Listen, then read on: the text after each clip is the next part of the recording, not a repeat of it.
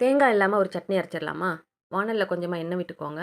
இது கூட வர கொத்தமல்லி கொஞ்சம், மிளகு 4, சீரகம் கொஞ்சம், வரமிளகா, பச்சை மிளகா, இஞ்சி, பூண்டு, இது கூட ஒரு கைப்பிடி சின்ன வெங்காயம், உப்பு, தக்காளி வந்து சின்னதாக இருந்தால் 2, பெருசாக இருந்தால் 1, பெருங்காயத்தூள் கொஞ்சம். இதெல்லாம் போட்டுட்டு நல்லா வதக்கிக்கோங்க. புளி நான் வச்சுருக்கேன். புளி வந்துட்டு ஆப்ஷன் தான். ஏன்னா தக்காளியிலே புளிப்பு இருக்கும். அதனால் புளிப்பு ஜாஸ்தி சாப்பிடாதவங்க அதை அவாய்ட் பண்ணிடுங்க.